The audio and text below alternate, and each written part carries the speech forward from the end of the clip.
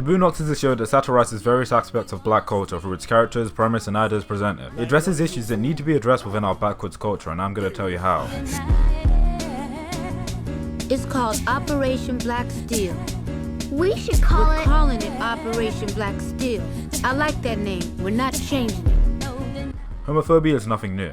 Derogatory terms towards gays are nothing new. But in black culture, it's an issue. A large amount of black culture is homophobic. That might sound like a bold statement, but I do believe it's true. In order to address this issue, I'm going to be focusing on 3 episodes of The Boondocks. Story Gangster Part 1 and 2, and The New Black. I chose this because I needed examples for how The Boondocks tackled this issue well, and how it tackled the issue poorly. Season 4 did something poorly, what a surprise. But first thing first, you need to understand the characters. Riley Freeman is a black youth who's heavily influenced by the media and its portrayal of black people, from gun violence to ignorant rappers. Gangsterlicious and his crew from New West Manchester, Delaware. Yeah, nigga, what's hood? Riley Freeman's main goal in life is to be looked at as a thug, someone as cool as the black people he sees on TV. There's a common misunderstanding about Riley's character. Riley isn't a bad person, he's just a child that's easily influenced by what he sees on TV. When he finds himself in situations where he's in any form of danger that's remotely similar to what he's seen black people do on TV, he naturally gets frightened. He doesn't understand what life entails, and when he finds himself in a similar situation, he gets scared. He's just trying to be what he sees on TV. What Aaron McGruder is doing with this character is showing us that the media we put out there has an effect on youth. There's a scene in The Story of Gangsterlicious Part 1 in which a woman says, and then some nigga started shooting. I was like, there he go. He done fucked it up for everybody. In a later episode called The Real, Riley repeats the exact same line. I was like, man, Granddad done fucked it up for everybody. Oh shit, is he gonna hear me say fuck? He doesn't know any better. He's constructed as an ignorant black youth who doesn't know any better because of what he's seen on TV. And something he also gets from TV is his use of homophobic language. He does this because, similar to what the media has told him, you can't be a thug and do anything remotely gay. You can't be a rapper and be gay. You can't be cool and be gay. You can't associate with the idea of homosexuality, otherwise you yourself are gay. He's gay. It's really not that big a deal. Not a big deal. If he gay, I'm his homie and a fan of his music, then that makes me gay too. Again, Riley doesn't know any better. The next character is Robert Freeman. Robert Freeman has a really archaic way of viewing the world. He's a former civil rights activist and a self-proclaimed Christian. Black people have endured a lot of suffering, and through that struggle, many black people have turned to religion for some form of hope that things will get better, namely Christianity. I'm not going to devolve into a religious debate because honestly, getting into those is stupid anyway. But I will state a single fact. The Bible is against homosexuality, and considering Robert Freeman is an old man, he has a very dated way of looking at things and situations, namely homosexuality. Granddad isn't a bad person, he's just been brought up and raised in a generation with different ideals, and this is another aspect of our black culture. Lastly, let's look at the main character of focus here, Gangsterlicious, a gay rapper, who in order to maintain his public image, hides the fact that he's gay and embraces a thuggish persona. When in reality, he's nothing like that at all. In the story of Gangsterlicious gets shot on stage. Again? And Riley wants to visit him to show his support. In this episode, it was less about him being gay and more about him pretending to be someone he isn't, a gangster. And for some reason, I thought he was so cool and I wanted to be him. When I started to act like that, like a killer, people like me, girls, whatever. But I really wasn't that person. And finally caught up with me. I'm sorry you got caught in the middle. Okay, what's important here is Gangsterlicious is revealed to be gay at the end of the episode, and Riley's reaction to it. He tells the story of what happened to Huey and pretends he was into it, when in reality, he was scared. He expresses disappointment when he finds out Gangsterlicious isn't what he presented himself on TV as. You don't understand. I know this guy, he is crazy. He like got a chemical imbalance or something. I'm just saying, man, you look much taller in the videos. Somebody could get hurt. That boy don't look that tough to me. Man, Riley should be seeing this. Once again, playing with the idea that Riley wants to be a gangster. What he sees on TV. You man. How you gonna drop the gun, Gangsterlicious? That is not gangster. That's very not gangster. Man, I can't believe this. You a fraud. Oh, I'm a fraud? You scared too? I'm 8. Okay, fine, whatever. I'm a fraud. I'm just an average, normal dude. I don't want to do this stupid shit no more. I'm tired of getting shot. Help. He even goes as far to mimic the actions of some of the black characters he saw on TV at the beginning of the episode. I can perform a character study of Riley Freeman in the future, but in truth, he's just a child who wants to be noticed for something. As a child, all you want people to do is notice you, to appreciate you and what you do. You ain't have to ball it up and throw it in the trash. I wasn't even really trying. An artist who has done his job well doesn't need to sign his name. What you think? Nice, right? Not that I had anything to do with it. Of course you didn't have anything to do with it. Stevie Wonder can see you didn't have anything to do with it. Everything Riley does is related to this concept and idea, whether it be mimicking what he sees on TV, on the internet, or real life. If it's attention, he wants it. If it's appreciation, he wants it. If you actually listen to what he says, you know it's a trend. Riley constantly brings up being a street soldier, loyalty, and representing for his homies. He wants to be accepted and by any means necessary, and he doesn't even realize it. And if anyone disagrees with those ideas, then to him, they're just a hater. In the story of Gangster Part 2, it opens with Huey and Riley watching some TV. It's revealed that Gangster sent Riley some free stuff, so he decided to squash the beef. This was because after Part 1, Riley realized that Gangster wasn't a real gangster. Despite his own prejudice against gays, he's in denial that the rapper he likes is actually gay. When in reality, the merchandising he buys into and what he's building his life to be like is, in actuality, a gay man. Despite living in a generation where hip-hop and black culture weren't accepting to gays, the fact that Gangster hit it meant more people would buy into his image, namely youth and rappers trying to gain similar fame. After all, the song is a hit, and him being gay doesn't change that, right? Back with Grandad, we see he's confronted with a dilemma, in which he misunderstands Riley's new representation as a sign that he's gay. Inconveniently for him, evidence begins to pile up, and he tries to deal with it in various ways. He gets a pimp, a girl his age, and he tries sports, but nothing is working. Oh, come on, Robert, so what are you gonna do? Stop loving your grandson because he's gay? Well, yeah, I guess. Now this brings up an interesting talking point on conditional and unconditional love. You should know the difference, but I'll explain it for those who don't know.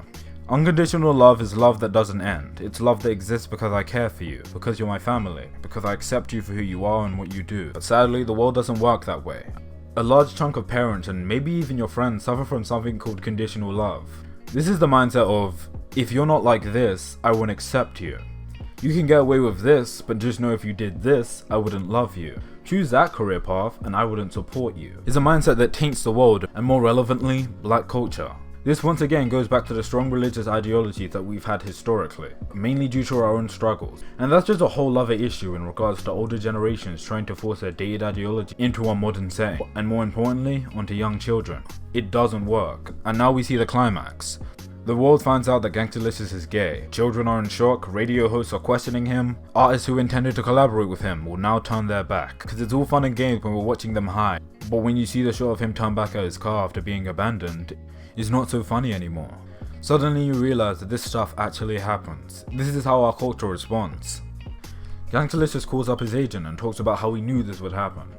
He refers to his homosexuality, Gangster, a man who hid behind a thuggish persona, a man who tried to portray himself as something he wasn't, not because he was ashamed of his own sexuality, but because he knew he wouldn't be accepted if he didn't. Huey makes a point early in the episode, when trying to get Riley to come to terms with the fact that Gangster is gay. Being gay doesn't change anything about his music, going as far to reference Elton John. Liking him doesn't change his sexuality, and him being gay doesn't change the quality of his music. Everyone before this point loved Gangster, they loved his music, they loved his fashion line, but the second they found out he was gay, they abandoned him. His music didn't actually change. The stigmas around homosexuality in black culture, the stigmas behind what a rapper should be, is why he was rejected. After some denial, Riley finally admits that Gangster is gay. And ignoring what Huey said regarding sexuality earlier, he believes associating with and liking someone who is gay makes him gay too. Huey lies to Riley, agreeing he's gay for the sake of getting his own room. Selfish, but what can a guy do? The misunderstanding is strengthened, but the difference is, Grandad embraces his son for what he thought he was in that moment. It was played for a joke, but it begs the question, how many older black parents who grew up in Christian households would do something like that? Accept their child for what they are, or in this case, what they thought they were, and try to provide some form of support. While the numbers are increasing, I'd still argue it's low. Reject your archaic beliefs, put aside your religion for 1 second. Love each other, unconditionally. Sexuality shouldn't change the way you view a person, what they do, and the way they choose to live their life. As black people, we were in slavery, we fought our way to freedom, we wanted to be accepted as equals in society. So why should we stop someone in a similar situation from doing the same thing? Why become the oppressor? Why be the hypocrite? That's what this episode is about. That's what the Boondocks is about. It's an exploration into the problems with our culture and society, challenging views and providing commentary on the various archetypes of the modern day black man.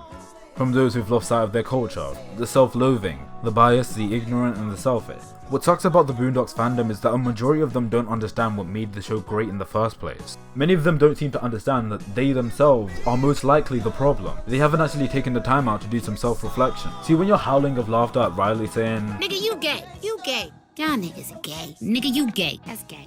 you didn't really get the joke. You are the joke. You might be the same one who covertly oppresses gays. You might be the same one blinded by your dated beliefs. You might be the same one who loves conditionally. And you might be the same one that needs to wake up and smell the coffee. At the end of the episode, Riley confronts Gansalicious on whether or not he's gay. He goes on to deny it and proceeds to hide back into this persona he's created for himself, so the media and hip-hop culture accept him. The Boondocks managed to show a real problem through a clever use of equilibrium. Typically with every show there's an equilibrium, a conflict arises, and by the end there's a resolution in which the issue is resolved, and there's a new equilibrium presented. The Boondocks subverts this by making the equilibrium the problem, presenting a bigger issue, and by the end, while the bigger issue is resolved, the problem is still there. This is Aaron's way of saying there's something wrong with our everyday lives. And in this instance, an everyday occurrence for him to hide behind this persona. He's tired of getting shot, he's tired of trying to be like Ice Cube, he's tired of trying to be a thug. He just wants to be himself and make music. This is the story of Gangsterlicious.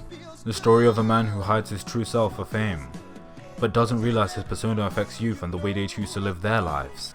The new Black misses the mark by making it a shameless rehash of previous ideas, and overall just failing to touch on real issue. It doesn't realize the Boondocks tackled this issue before in a much better way. Bringing back good love, running out of ideas in the middle just to redo the exact same plot but with the mentally disabled. It was awful. It was vile. It was awful. Just like a lot of season 4.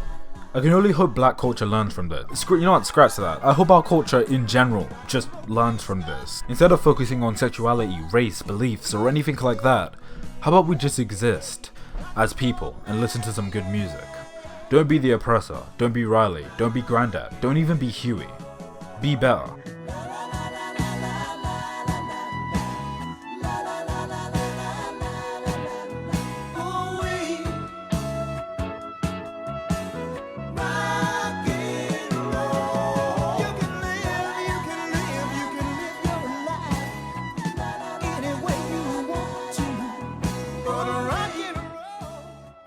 You kind of feel sorry for him at this point, man. Because in real life, homosexual people are persecuted. I mean, but that was the goal. I mean, they were his friends. To give some, and they turned to make it sympathetic.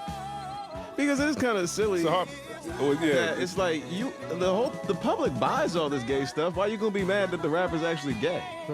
Right. He didn't make you buy it. Right. I mean, I actually think, hey, if you want to be gay, fine, just make some good music. Yeah, hey, man, to each his own.